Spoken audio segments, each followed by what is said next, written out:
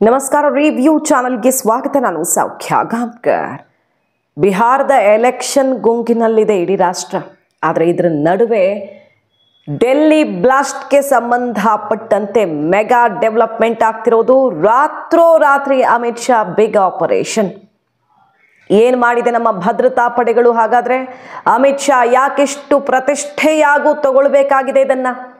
In fact ಪ್ರತಿಷ್ಠೆಗಿಂತ ಹೆಚ್ಚು ದೇಶದ ರಕ್ಷಣೆ, ಅದರ ಜೊತೆಗೆ ವೈಯಕ್ತಿಕವಾಗಿಯೂ ಅಮಿತ್ ಶಾ ಅವರು ಇದನ್ನು ತಗೊಳ್ಳೋ ರೀತಿಯಾಗಿದೆ ಮನಸ್ಸಿಗೆ. ಅದನ್ನು ಹೇಳ್ತಾ ಹೋಗ್ತೀವಿ. ಅಮಿತ್ ಶಾ ಕೂಡಲೇ ರಾಜೀನಾಮೆ ಕೊಡಲಿ, ಇಂತಹ ಒಬ್ಬರು ಹೋಮ್ ಮಿನಿಸ್ಟರ್ ಆಗಿದ್ರೆ ಬೇರೆ ದೇಶದಲ್ಲಿ ಕಿತ್ತು ಬಿಸಾಕ್ತಿದ್ರು ಅಂತ ಹೇಳ್ತಿರುವವ್ರಿಗೆ, ರಾಜಕೀಯ ವಿರೋಧಿಗಳಿಗೆ ದೊಡ್ಡ ಸಂದೇಶವನ್ನೇ ಕೊಟ್ಟಿದ್ದಾರೆ ಅಮಿತ್ ಶಾ. ಏನು ಹಾಗಾದ್ರೆ ಭದ್ರತಾ ಪಡೆಗಳ mega operation, midnight big development, details ಇರ್ತಾ ಹೋಗ್ತೀವಿ. ಮಿಸ್ ಮಾಡದೆ ನಮ್ಮ ಚಾನಲ್ನ ಸಬ್ಸ್ಕ್ರೈಬ್ ಮಾಡಿ, ನಿಮ್ಮ ಅಭಿಪ್ರಾಯ ಕಮೆಂಟ್ ಮಾಡಿ ತಿಳಿಸಿ. ಎಸ್ ವೀಕ್ಷಕರೇ, ಮೋದಿ ಮುಂದಿನ ನಡೆ ಏನು? ಡೆಲ್ಲಿ ಬ್ಲಾಸ್ಟ್ ಆಗಿದೆ, ಹಾಗೆ 32 ಕಡೆ ಬ್ಲಾಸ್ಟ್ ಆಗೋದಿತ್ತು. ಅದೃಷ್ಟವಶಾತ್ ನಮ್ಮ ಭದ್ರತಾ ಪಡೆಗಳು ಅದನ್ನೆಲ್ಲ ತಪ್ಪಿಸಿವೆ. 80 ಲಕ್ಷ ಜನರನ್ನ ಸಾಯಿಸುವಂತಹ ಪ್ಲಾನ್ ಆಗಿತ್ತು ವಿಷ ಪ್ರಾಶನದ ಮೂಲಕ. ಅದನ್ನೂ ಕೂಡ ನಮ್ಮ ಭದ್ರತಾ ಪಡೆಗಳು ತಪ್ಪಿಸಿವೆ. ಇವೆಲ್ಲ ಗೊತ್ತಿರೋ ಅಪ್ಡೇಟ್ಸು. ಯಾಕೆ ಇದನ್ನು ಹೇಳ್ತಾ ಇದ್ದೀನಿ ಆರಂಭದಲ್ಲೇ ಅಂದರೆ, ನಮ್ಮ ಭದ್ರತಾ ಪಡೆಗಳು ಮಾಡಿರುವ ಕೆಲಸವನ್ನು ನಾವು ಸ್ಮರಿಸಬೇಕಲ್ಲ. ಒಂದು ಕಣ್ಣು ತಪ್ಪಿದೆ, ಅನಾಹುತ ಆಗಿದೆ. ಹಾಗಾಗಿ ಎಲ್ಲರೂ ಕೂಡ ವೈಫಲ್ಯ ಅನ್ನೋದನ್ನು ಹೇಳ್ತಾರೆ, ಆದರೆ ಏನು ಮಾಡಿದ್ದಾರೆ ಅನ್ನೋದನ್ನು ನೆನಪು ಮಾಡ್ಕೊಳ್ಬೇಕಲ್ಲ. ಅದರೊಂದಿಗೆ ಈ ವಿಡಿಯೋ ಶುರು ಮಾಡೋಣ. ನೋಡಿ, ಮಿಡ್ ನೈಟ್ ಮೆಗಾ ಆಪರೇಷನ್ ಆಗಿದೆ. ನಿನ್ನೆ ಫಸ್ಟ್ ಏನಾಯಿತು, 10 ಗಂಟೆ ಅಷ್ಟೊತ್ತಿಗೆಲ್ಲ ಸುದ್ದಿ ಬಂತು, ಗಮನಿಸಿರ್ತೀರಿ ನೀವು. ಅಮಿತ್ ಶಾ ಅವರು ಹೈ ಲೆವೆಲ್ ಮೀಟಿಂಗನ್ನು ಏರ್ಪಡಿಸಿರ್ತಾರೆ. NSA ದೋವಲ್ ಜೊತೆಗೆ, ಅಜಿತ್ ದೋವಲ್ ಜೊತೆಗೆ ಅಮಿತ್ ಶಾ ಅವರು ದಿಢೀರ್ ಮೀಟಿಂಗ್ ಕರೀತಾರೆ. IB ಚೀಫ್ ಮತ್ತು ಪ್ರಮುಖರು ಅಲ್ಲಿ ಹಾಜರಿದ್ದರು. ತಪನ್ ಕುಮಾರ್ ಡೇಕಾ IB ಡೈರೆಕ್ಟರ್, ಇವರು ಇಂಟೆಲಿಜೆನ್ಸ್ ಬ್ಯೂರೋ ಡೈರೆಕ್ಟರು, ಮತ್ತು ಯೂನಿಯನ್ ಹೋಮ್ ಸೆಕ್ರೆಟರಿ ಗೋವಿಂದ್ ಮೋಹನ್ನು, ಅಜಿತ್ ದೋವಲ್ಲು, ಅಮಿತ್ ಶಾ ಅವರ ನಡುವೆ ಹೈ ಲೆವೆಲ್ ಮೀಟಿಂಗ್ ಆಗುತ್ತೆ. ಅಂದರೆ ಬಹಳಷ್ಟು ಜನ ಇದ್ದ ಮೀಟಿಂಗ್ ಅಲ್ಲ ಇದು, ತುಂಬ ಕಡಿಮೆ ಜನ ಇದ್ದಂಥ ಒಂದು ಮೀಟಿಂಗ್. ಈ ಮೀಟಿಂಗ್ ನಡೆಯುತ್ತೆ. ಮೀಟಿಂಗಿಂತ ಮುಂಚೆನೇ ಒಂದು ಘೋಷಣೆಯನ್ನು ಮಾಡಿದ್ದಾರೆ ಅಮಿತ್ ಶಾ ಅವರು. ಅದೇನಂತ ಕೇಳಿದ್ರೆ, ಅವ್ರ ಮಾತುಗಳಲ್ಲೇ ಕೇಳಿಸ್ಕೊಳ್ಳಿ. ಈ ಘಟನೆ ಆಗಿದೆಯಲ್ಲ ಡೆಲ್ಲಿ ಬ್ಲಾಸ್ಟು, ನಮಗೆಲ್ಲ ಗೊತ್ತಿರೋ ಹಾಗೆ ಇದು ಒಂದು ಬ್ಲಾಸ್ಟು, ಆದರೆ ಇಡೀ ದೇಶವನ್ನು ವಿಧ್ವಂಸ ಮಾಡೋದಕ್ಕೆ ಹೊರಟಿರುವಂಥ ಸ್ಕೆಚ್ಚು, ಅದು ಕೂಡ ಬಟಾಬಯಲಾಗಿದೆ. ಟರ್ಕಿ ಹ್ಯಾಂಡ್ಲರು, ಜೈಷ್ ಎ ಮೊಹಮ್ಮದ್ ಪಾಕಿಸ್ತಾನದ ಉಗ್ರ ಸಂಘಟನೆ, ಭಾರತದ ಒಳಗಡೆಯ ತಲೆಗಳು, ಅಂದರೆ ಇಲ್ಲಿನ ಉಗ್ರರು, ಇಲ್ಲಿನ ಡೆವಲಪ್ ಮಾಡಿರುವಂಥವ್ರು, 3 ಕಡೆ ಅವರು ಸೇರಿಕೊಂಡು ಮಾಡಿರೋದು ಇದು ಅನಾಹುತ, ಮತ್ತು ಮಾಡೋಕೆ ಹೊರಟಿರೋದು. ಬಹಳಷ್ಟು ಪ್ಲ್ಯಾನ್ಗಳಿವೆ ಇವರದ್ದು. ಈಗ ಬಿಟ್ಟರೆ ಆಗಲ್ಲ, ಈಗ ಪಾಕಿಸ್ತಾನವನ್ನು ಬಿಟ್ಟರಾಗಲ್ಲ, ಉಗ್ರ ಸಂಘಟನೆಗಳನ್ನು ಬಿಟ್ಟರಾಗಲ್ಲ. ಭಾರತಕ್ಕೆ ಅದು ಸಂಚಕಾರವನ್ನು ತಂದಿಡಬಹುದು. ಹೇಳಿ ಕೇಳಿ ಅಮಿತ್ ಶಾ ಫೇಲ್ಯೂರ್ ಇದು. ಅಮಿತ್ ಶಾ ಒಬ್ಬರು ಅತ್ಯಂತ ದುರ್ಬಲ ಗೃಹ ಸಚಿವ ಅಂತ ಈಗ ಮುಗಿ ಬೀಳ್ತಿದ್ದಾರೆ. ಇದು ದೇಶದ ಪ್ರತಿಷ್ಠೆಯೂ ಹೌದು, ದೇಶದ ರಕ್ಷಣೆಯ ವಿಷಯವೂ ಹೌದು. ಹಾಗೆ ಗೃಹ ಮಂತ್ರಿ ಅಮಿತ್ ಶಾ ಅವ್ರಿಗೂ ಕೂಡ ಇದು ವೈಯಕ್ತಿಕವಾಗಿ ದೊಡ್ಡ ಸವಾಲಿನ ವಿಚಾರ.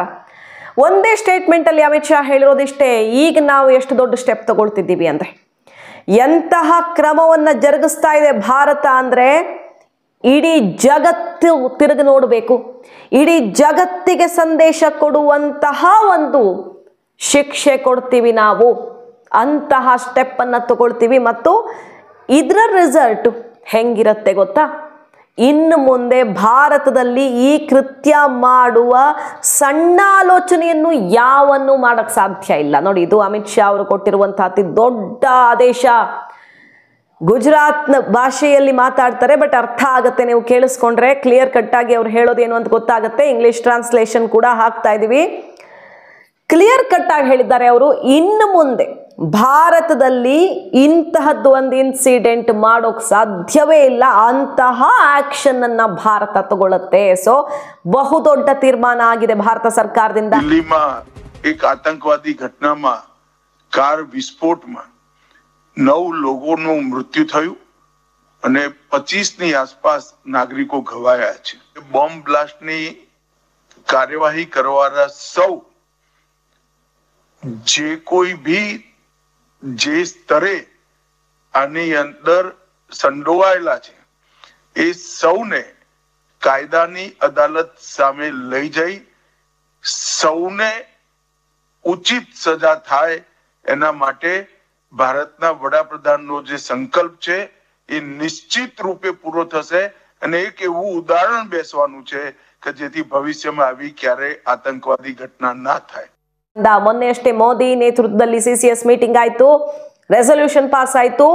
ಇದು ಒಂದ್ ರೀತಿಯಲ್ಲಿ ಆಕ್ಟ್ ಆಫ್ ವಾರ್ ಅಂತ, ಭಯಂಕರವಾದ ಟೆರರಿಸಂ ಆಕ್ಟ್ ಇದು ಅಂತ ರೆಸಲ್ಯೂಷನ್ ಪಾಸ್ ಮಾಡ್ತಾರೆ. ಆದರೆ ಇನ್ಸೈಡ್ ಡೀಟೇಲ್ಸ್ ಭಾರತ ಸರ್ಕಾರ ಅದನ್ನ ಆಕ್ಟ್ ಆಫ್ ವಾರ್ ಅಂತ ಕನ್ಸಿಡರ್ ಮಾಡಿದೆ ಅಂತಾನೆ ಹೇಳಲಾಯಿತು. ಯಾಕಂದ್ರೆ ಮೋದಿ ಕದನ ವಿರಾಮಕ್ಕೂ ಮುನ್ನ, ಅದಕ್ಕೆ ಒಪ್ಪೋಕ್ಕೂ ಮುನ್ನ ಹೇಳಿದಂತ ಫೈನಲ್ ಸ್ಟೇಟ್ಮೆಂಟ್ ಯಾವುದೇ ಬಗೆಯ ಪ್ರಚೋದನೆ ಉಗ್ರರು ಅಥವಾ ಸೇನೆಯಿಂದ ಪಾಕಿಸ್ತಾನದ ಕಡೆಯಿಂದ ಆದ್ರೆ ಅದನ್ನ ಆಕ್ಟ್ ಆಫ್ ವಾರ್ ಅಂತ ಕನ್ಸಿಡರ್ ಮಾಡ್ತೀವಿ, ಮತ್ತದಕ್ಕೆ ಆನ್ಸರ್ ಯಾರೂ ನಮ್ಮನ್ನ ತಡೆಯಕ್ಕಾಗಲ್ಲ, ಹಂಗಿರತ್ತೆ ಅನ್ನುವಂಥ ಫೈನಲ್ ಸ್ಟೇಟ್ಮೆಂಟ್ ಇಟ್ಟು ಫುಲ್ ಸ್ಟಾಪ್ ಇಟ್ಟಿರ್ತಾರೆ. ಕದನ ವಿರಾಮ ಅವತ್ತು ಜಾರಿಯಾಗತ್ತೆ. ಇವತ್ತು ಆಕ್ಟ್ ಆಫ್ ವಾರ್ ಅಂತ ಭಾರತ ಕನ್ಸಿಡರ್ ಮಾಡಿದೆ ಅಂದ್ರೆ ಏನಾಗಬಹುದು ಮುಂದಿನ ಬೆಳವಣಿಗೆ ಮಾತಾಡ್ತಿಲ್ಲ ಭಾರತ. ಪಾಕಿಸ್ತಾನದ ಹೆಸರು ಹೇಳ್ತಿಲ್ಲ ಮೋದಿ, ಮತ್ಯಾರ ಹೆಸರನ್ನು ಹೇಳ್ತಿಲ್ಲ ಭಾರತ. ಆದ್ರೆ ಇದರ ಪರಿಣಾಮ ಹೇಗಿರಲಿದೆ ಅಂದ್ರೆ ಆಪರೇಷನ್ ಸಿಂಧೂರ ಮೀರಿಸುವಂತಹ ಬೆಳವಣಿಗೆ ಆಗತ್ತೆ ಅನ್ನೋದರ ಸ್ಪಷ್ಟ ಸುಳಿವು ಸಿಗ್ತಿದೆ. ಯಾಕಂದ್ರೆ CDS ನಿನ್ನೆ ಅಷ್ಟೇ CDS ಜನರಲ್ ಕೂಡ ಇದನ್ನೇ ಹೇಳಿದ್ರು. ನಾವು ಸಿಂಧೂರ 1 ಅಂತ ಅವ್ರು ಒತ್ತಿ ಹೇಳ್ತಾರೆ. ಸಿಂಧೂರ 1 ಅವತ್ತಾಗಿದ್ದು ಪಾರ್ಟ್ 1 ಇಂದ ತುಂಬಾ ಕಲ್ತಿದ್ದೀವಿ. ಮತ್ತು ಈಗ ನಮ್ಮ ಹತ್ರ ಇರೋದು ಸಿಕ್ಕಾಪಟ್ಟೆ ಅಡ್ವಾನ್ಸ್ಡ್. ಈಗ ನಮ್ಮ ಸೇನೆಗೆ ಸೇರ್ಕೊಂಡಿರುವಂತಹ ಪವರ್ ಆಗಿನ ಪರಿಸ್ಥಿತಿಗೆ ಹೋಲಿಸಿದ್ರೆ ಅದು ಎಷ್ಟೋ ಪಟ್ಟು. ಸೊ ಈಗ ನಾವು ಸಿಂಧೂರ 2 ಮಾಡ್ತೀವೋ ಅಥವಾ ಬೇರೆ ಯಾವುದಾದ್ರೂ ಮಾಡ್ತೀವೋ, ಏನಾದರೂ ಆಗಲಿ ಪರಿಣಾಮ ಮಾತ್ರ ಊಹಿಸದಂತೆ ಇರುತ್ತೆ ಅನ್ನುವ ಮೂಲಕ ಭಾರತದ ಮುಂದಿನ ಸ್ಟೆಪ್ನ ಕ್ಲಿಯರ್ ಪಿಕ್ಚರ್ ಅನ್ನ CDS ಜನರಲ್ ಕೊಟ್ಟಿದ್ರು. ಈಗ ಅಮಿತ್ ಶಾ ಅವರು ಹೇಳ್ತಿದ್ದಾರೆ, ಜಗತ್ತು ತಿರುಗಿ ನೋಡೋ ಕೆಲಸ ಮಾಡ್ತೀವಿ, ಇನ್ನೆಂದೂ ಪಾಕಿಸ್ತಾನ ಅಥವಾ ಯಾವನಾದ್ರೂ ಇರಲಿ ಭಾರತವನ್ನ ಟಚ್ ಮಾಡೋಕ್ಕಾಗಲ್ಲ ಅಂತ ಕೆಲಸ ಮಾಡ್ತೀವಿ ಅಂತ. ಮತ್ತೊಂದ್ ಕಡೆ ಬೆಳಗ್ಗೆ ಮೆಗಾ ಕಾರ್ಯಾಚರಣೆ ನಡೆಸಿರುವುದು ನಮ್ಮ ಭದ್ರತಾ ಪಡೆಗಳು. ಏನೋ ಒಂದು ದೊಡ್ಡದಾಗೋದಿದೆ, ಅದನ್ನ ಯಾರೂ ಊಹಿಸ್ಕೊಳ್ಳೋಕೆ ಸಾಧ್ಯ ಇಲ್ಲ. ಈಗ ನೋಡಿ ಒಂದು ಸ್ಯಾಂಪಲ್ ಬಿಟ್ಟಿದ್ದಾರೆ ದೇಶದ ಒಳಗಡೆ. ಉಗ್ರನ ಮನೆಯನ್ನ ID ಇಟ್ಟು ಬ್ಲಾಸ್ಟ್ ಮಾಡಿದ ಭದ್ರತಾ ಪಡೆಗಳು. ನೋಡ್ಬೇಕೀಗ ಅವರಷ್ಟು ಮನೆಯವರು ಬೀದಿಯಲ್ಲಿ ಬಿದ್ದಿದ್ದಾರೆ. ಅಳ್ತಾ ಇರುವಂಥವ್ರ ಆಕ್ರಂದನದ ಧ್ವನಿ ಕೂಡ ಬಹಳಷ್ಟು ಜನರ ಮನಸ್ಸಿಗೆ ತಂಪು ಕೊಡ್ತಿದೆ. ಇವತ್ತು ಆ ಉಗ್ರ ಉಮರ್ನ ಮನೆಯನ್ನ ಬ್ಲಾಸ್ಟ್ ಮಾಡಿದ ನಮ್ಮ ಭದ್ರತಾ ಪಡೆ. ನೋಡ್ಬಹುದು ಅಲ್ಲಿ ಪುಲ್ವಾಮಾದಲ್ಲಿ ಆತನ ಮನೆ ಇತ್ತು. ಡಾಕ್ಟರ್ ಉಮರ್ ನಬಿ, ಆತನ ಮನೆಯವರೆಲ್ಲ ಮಾತಾಡಿದ್ದು ಕೇಳಿಸ್ಕೊಂಡಿರ್ತೀರಿ ನೀವು. ಅಯ್ಯೋಯ್ಯೋ, ಆತ ಮಗುವಿನ ಹೃದಯ, ಮಕ್ಕಳಂದ್ರೆ ತುಂಬಾ ಇಷ್ಟ, ತುಂಬಾ ಒಳ್ಳೆಯವನು, ಆತ ಈ ಥರ ಮಾಡೋಕ್ಕೆ ಸಾಧ್ಯನೇ ಇಲ್ಲ, ಇದೆಲ್ಲ ಸುಳ್ಳು ಸಂಚು. ನೋಡಿರ್ತೀರಿ ಅವ್ರ ಮನೆಯವರೆಲ್ಲ ಮಾತಾಡಿದ್ದು. ಈಗ DNA ಟೆಸ್ಟಲ್ಲೂ ಕನ್ಫರ್ಮ್ ಆಯಿತು ಆತಾನೇ ಅಲ್ಲಿ ಬ್ಲಾಸ್ಟ್ ಮಾಡ್ಕೊಂಡಿರೋದು ಅಂತ. ಸೊ ಬ್ಲಾಸ್ಟ್ನ ರೂವಾರಿ ಆತ ಅಂತ ಗೊತ್ತಾಗಿದೆ. ಅದರ ಸುತ್ತ ಇರೋರು ಯಾರು ಅನ್ನೋದನ್ನು ಕೂಡ ಹಿಡಿದೆಳೆದಿದೆ ನಮ್ಮ ಭದ್ರತಾ ಪಡೆಗಳು. ಆತನ ಮನೆಗೆ ID ಇಟ್ಟು ಇಂಪ್ರೂವ್ಡ್ ಎಕ್ಸ್ಪ್ಲೋಸಿವ್ ಡಿವೈಸ್ ಅನ್ನ ಇಟ್ಟು ಹೇಗೆ ಈತ ಇಲ್ಲಿ ಬ್ಲಾಸ್ಟ್ ಮಾಡಿದ್ನಲ್ಲ ಅದೇ ರೀತಿ ಆತನ ಮನೆಯನ್ನ ಬ್ಲಾಸ್ಟ್ ಮಾಡಿ ಚಿಂದಿ ಮಾಡಲಾಗಿದೆ. ಆ ದೃಶ್ಯಗಳನ್ನ ಬಿಟ್ಟಿದ್ದಾರೆ ಭದ್ರತಾ ಪಡೆಯವರು.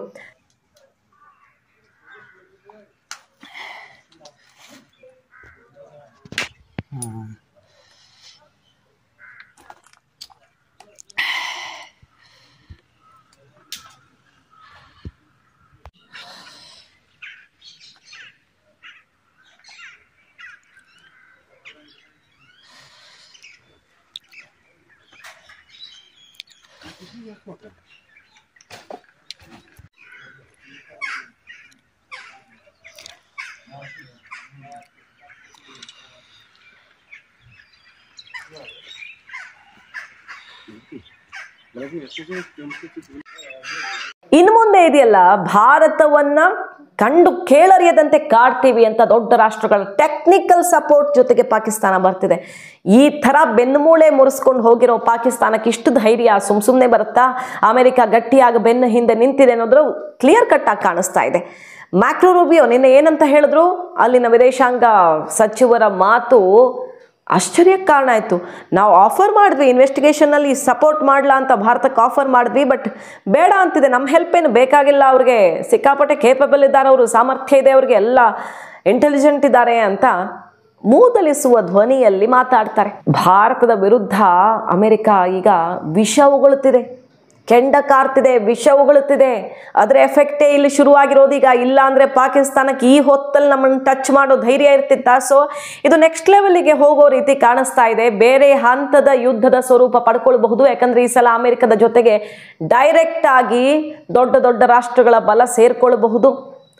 ನೇರವಾಗಿ ಅಮೆರಿಕ ಯುದ್ಧ ಮಾಡೋಕ್ಕಾಗಲ್ಲ, ಆದರೆ ಪಾಕಿಸ್ತಾನದ ಮೂಲಕ ಈ ಸಲ ಯಾವ ರೀತಿ ಕೆಲಸ ಮಾಡೋಕ್ಕೆ ಹೊರಟಿದೆ ದೊಡ್ಡ ರಾಷ್ಟ್ರ ಅನ್ನೋದನ್ನು ಗಮನಿಸಬಹುದು. ಚೀನಾದ್ದು ಕೈವಾಡ ಇರುತ್ತೆ. ಇಂಥದ್ದು ಬಂದಾಗೆಲ್ಲ ಭಾರತ ಬಡಿಯೋಕೆ ನೋಡುತ್ತೆ. ಅದು ಪಾಪ ಡ್ರ್ಯಾಗನ್ ಯಾವತ್ತೂ ಹಿಂದೆ ಬೀಳಲ್ಲ ಅಂಥ ಕೆಲಸದಲ್ಲೆಲ್ಲ. ಸೊ ಈಗ ಭಾರತ ತುಂಬ ಹುಷಾರಾಗಿ ದೊಡ್ಡ ನಿರ್ಧಾರವನ್ನೇ ತಗೊಳ್ಳುವ ಸಮಯ ಬಂದಿದೆ. ಉಗ್ರನ ಮನೆ ಬ್ಲಾಸ್ಟ್ ಮಾಡಿದ್ದಾರೆ. ಒಳಗಡೆ ಇರೋರಿಗೆ ಇನ್ನು ಮುಂದೆ ಹಬ್ಬ ಶುರುವಾಗ್ತಾ ಇದೆ. ಸೇನಾಪಡೆಗಳು ವಶಕ್ಕೆ ಪಡೆದಿರೋದು 1500ಕ್ಕೂ ಅಧಿಕ ಜನರನ್ನ. ಅಲ್ಲಿ ಯಾರಿಗೊಂದು ಸಣ್ಣ ಲಿಂಕ್ ಇದೆಯಲ್ಲ ಅಂಥವ್ರನ್ನೆಲ್ಲ ಈಗ ಲಾಕ್ ಮಾಡಿದ್ದಾರೆ. ಜಮ್ಮು ಕಾಶ್ಮೀರ ಸುತ್ತಮುತ್ತಲೂ ಸರ್ಕಾರದ ಸೌಲಭ್ಯ ತಗೊಂಡು ಇಂತಹ ಕುಕೃತ್ಯ ಎಸಗ್ತಾ ಇರೋರಿಗೆಲ್ಲ ಇನ್ನು ಶುರುವಾಗತ್ತೆ ಹಬ್ಬ. ಯಾರನ್ನೂ ನಮ್ಮವರು ಅಂದ್ಕೊಂಡು ನಾವು ಉಳಿಸ್ಕೊಂಡಿದ್ದೀವೋ ಅಂಥವರಿಂದಲೇ ಇವತ್ತು ನಮ್ಮ ದೇಶಕ್ಕೆ ಕಂಟಕ ಬರುತ್ತೆ ಅಂದರೆ ಇನ್ನು ಸುಮ್ಮನಿರೋದಕ್ಕಾಗತ್ತಾ? ಸೊ ಏನು ಮಾಡಬೇಕೋ ಆ ಕೆಲಸವನ್ನು ಶುರು ಮಾಡಲಾಗಿದೆ. ಅದು ಒಳಗಡೆ ಹೊರಗಡೆ ಇಡೀ ಜಗತ್ತು ತಿರುಗಿ ನೋಡುವಂಥದ್ದೊಂದು ಆಪರೇಷನ್ ಆಗತ್ತೆ ಅನ್ನೋದರ ಅನೌನ್ಸ್ಮೆಂಟೇ ಆಗಿದೆ. ಅಮಿತ್ ಶಾ ಅವರು ರಾಜೀನಾಮೆ ಕೊಡಲಿ ಅಂತಿದ್ದಾರೆ. ನೋಡಿ, ಈಗ ಪ್ರಿಯಾಂಕ್ ಖರ್ಗೆ ಅವರು ಇರಬಹುದು, ಅವ್ರ ಸ್ಟೇಟ್ಮೆಂಟು ನ್ಯಾಷನಲ್ ಲೆವೆಲಲ್ಲಿ ಕೈಪಾಳಿದವರೆಲ್ಲ ಶೇರ್ ಮಾಡ್ಕೊಳ್ತಿದ್ದಾರೆ. ಭರ್ಜರಿಯಾಗಿ ಮಾತಾಡಿದ್ದಾರೆ ಪ್ರಿಯಾಂಕ್ ಖರ್ಗೆ ಅವರು ಅಂತ. ರಾಜೀನಾಮೆ ಕೊಡಬೇಕಿತ್ತು ಅಮಿತ್ ಶಾ ಇಷ್ಟೊತ್ತಿಗೆ ಅಂತ. ಕೈಕೂಟದ ನಾಯಕರೆಲ್ಲ ಫಸ್ಟು ಬಿಹಾರ ಎಲೆಕ್ಷನ್ಗೆ ಲಿಂಕ್ ಮಾಡಿದ್ರು, ಸುಮಾರು ಜನ ಅದೇ ಟೋನಲ್ಲಿ ಮಾತಾಡಿದ್ರು. ಆಮೇಲೆ ಫೇಲ್ಯೂರ್ ಅಂತ ಕೆಲವರು ಹೇಳಿದ್ರು. ಈಗ ಅಮಿತ್ ಶಾ ಅವರು ಇದನ್ನು ಪ್ರತಿಷ್ಠೆಯಾಗೂ ತಗೊಂಡಂಗೆ ಕಾಣಿಸ್ತಾ ಇದೆ. ಮತ್ತೊಂದು ಕಡೆ ಜೋರು ರಾಜಕೀಯ ಜಟಾಪಟಿ ಕೂಡ ಮುಂದುವರಿತಾ ಇದೆ. ನೆಹರು ಜಯಂತಿ ಇವತ್ತು, ಬಿಹಾರದ ರಿಸಲ್ಟ್ ಇವತ್ತು. ಆದರೂ ಪ್ರಿಯಾಂಕಾ ವಾದ್ರಾ, ರಾಹುಲ್ ಗಾಂಧಿ ಅವರು ಪತ್ತೆ ಇಲ್ಲ 3 ದಿನಗಳಿಂದ. ಎಲ್ಲಿ ಹೋಗಿದ್ದಾರೆ ಇವರು? ಆನ್ಸರ್ ಮಾಡಲಿ ಕಾಂಗ್ರೆಸ್ಸು. ಯಾಕೆ ಇದನ್ನ ಹೊರಗಡೆ ಇಡ್ತಿಲ್ಲ ಕಾಂಗ್ರೆಸ್ಸು ಅಂತೆಲ್ಲ ಪ್ರಶ್ನೆ ಕೇಳ್ತಾನೆ ಇದ್ದಾರೆ BJP ಅವರು. ಬಟ್ ಕಾಂಗ್ರೆಸ್ ಏನು ತಲೆ ಕೆಡಿಸ್ಕೊಂಡಂಗೆ ಕಾಣಿಸ್ತಿಲ್ಲ. ನಮ್ಮ ಇಷ್ಟ, ನಮ್ಮ ಸ್ವಾತಂತ್ರ್ಯ, ನೀವು ಯಾರಿಗೆ ಕೇಳೋಕ್ಕೆ ಅನ್ನೋ ರೀತಿಯಲ್ಲಿ ಜಟಾಪಟಿ ಅಂತೂ ನಡೀತಿದೆ. ಬಿಹಾರ ಎಲೆಕ್ಷನ್ ರಿಸಲ್ಟ್ ಎಕ್ಸ್ಪೆಕ್ಟೆಡ್ ಇದ್ರೂ ಇರಬಹುದು ಕೈಕೂಟಕ್ಕೆ. ಸೊ ರಾಜಕೀಯದ ಆಯಾಮ ಬಿಟ್ಟಾಕಿ ಅದು ಒಂದು ಕಡೆ, ಆದರೆ ದೇಶದ ದೃಷ್ಟಿಯಲ್ಲಿ ನೋಡಿದ್ರೆ ರೆಡಿ ಆಗಿರಬೇಕು. ಎನಿ ಟೈಮ್ ಬಹುದೊಡ್ಡ ಸುದ್ದಿ ಬ್ಲಾಸ್ಟ್ ಆಗಬಹುದು. ಕ್ಷಣ ಕ್ಷಣದ ಅಪ್ಡೇಟ್ಸ್ ನಿಮ್ಮ ಮುಂದೆ ತರ್ತಾ ಇರ್ತೀವಿ. ಮಿಸ್ ಮಾಡ್ತಾರೆ ನಮ್ಮ ಚಾನಲ್ನ ಸಬ್ಸ್ಕ್ರೈಬ್ ಮಾಡಿ. ನಿಮ್ಮ ಅಭಿಪ್ರಾಯ ಕಮೆಂಟ್ ಮಾಡಿ ತಿಳಿಸಿ. Thank you.